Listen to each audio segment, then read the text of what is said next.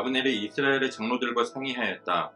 여러분은 이미 전부터 다윗을 여러분의 왕으로 모시려고 애를 썼습니다. 이제 기회가 왔습니다. 주님께서 이미 다윗을 두고 내가 나의 종 다윗을 시켜서 나의 백성 이스라엘을 블레셋 사람의 지배와 모든 원수의 지배에서 구하여 내겠다 하고 약속하여 주셨기 때문입니다. 아브넬은 베냐민 사람들과도 상의한 뒤에 이스라엘과 베냐민 사람 전체가 한데 모은 뜻을 다윗에게 전하려고 헤브론으로 떠났다. 아브넬이 부하 20명을 거느리고 헤브론에 이르러서 다윗을 찾아가니 다윗이 아브넬과 그를 따라온 사람들에게 잔치를 베풀었다. 잔치가 끝나자 아브넬이 다윗에게 말하였다.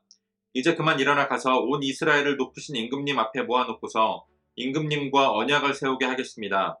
그러면 임금님이 원하시는 어느 곳에서나 원하시는 대로 왕이 되셔서 다스리실 수 있습니다.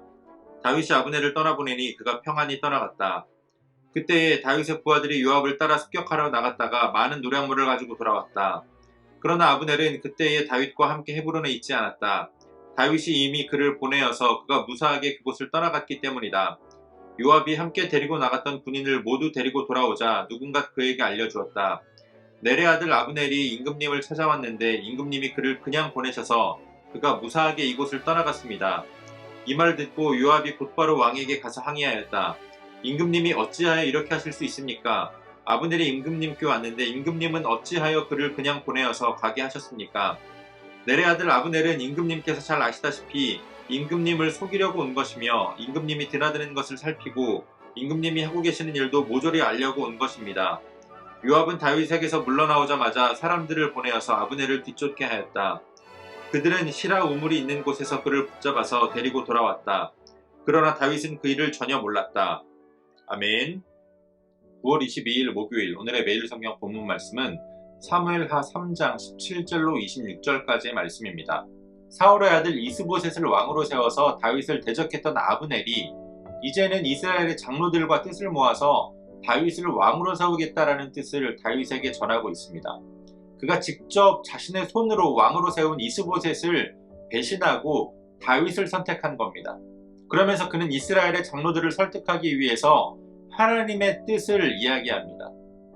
그가 이스보셋을 왕으로 세울 때는 그 뜻을 몰라서 이스보셋을 왕으로 세웠을까요? 그는 단지 자신의 권력을 위해서 자신의 뜻을 따라서 움직이는 사람입니다. 앞선 말씀에서 그가 사울의 후궁을 범한 일로 이스보셋이 자기를 책망하자 거기에 대한 앙심을 품은 것인지 아니면 점점 다윗의 집이 강해지고 사울의 집, 이스보셋을 왕으로 한 이스라엘 쪽이 약해지는 것을 깨달았기 때문인지 그는 이스보셋을 배신하고 다윗을 왕으로 세우고자 하는 이런 외교 정책을 펼치게 됩니다. 다윗은 그러한 아브넬을 위하여 잔치를 베풀고 그가 평안히 돌아갈 수 있도록 보내주었습니다. 그러나 그때 전투를 치르느라 성에 있지 않았던 요압이 돌아온 이후에 아브넬이 다녀왔다라는 소식을 전해 듣고는 그는 다윗에게 가서 따지게 됩니다. 아브넬이 하는 말들은 모두 다 다윗을 속이려고 하는 말이며 그가 단지 와서 이곳을 정찰하고 정탐하여서 왕을 속이려고 온 것이다 라고 다윗왕에게 화를 내면서 다윗왕 몰래 아브넬을 쫓아가서 그를 붙잡아 오게 됩니다.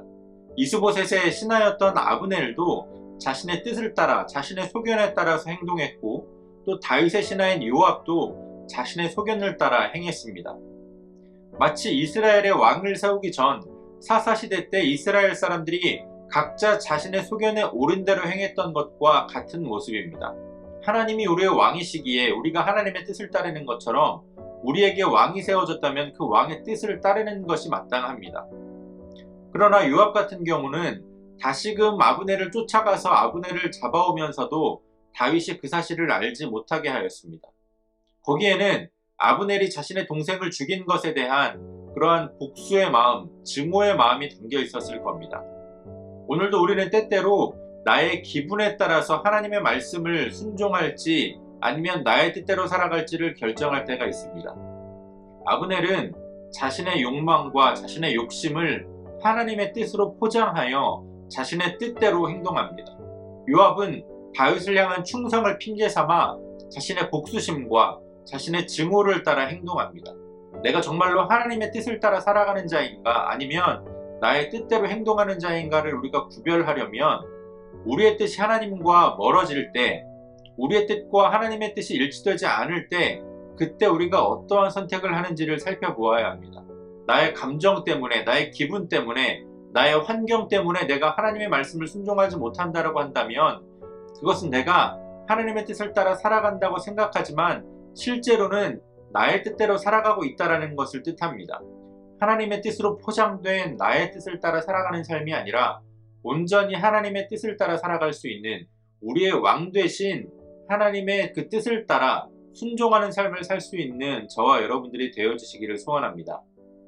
오늘도 우리에게 주신 본문의 말씀을 몇 차례 더 읽으시면서 여러분들에게 개별적으로 깨닫게 하시는 하나님의 말씀을 묵상하시고 각자의 기도로 오늘의 묵상을 마치겠습니다.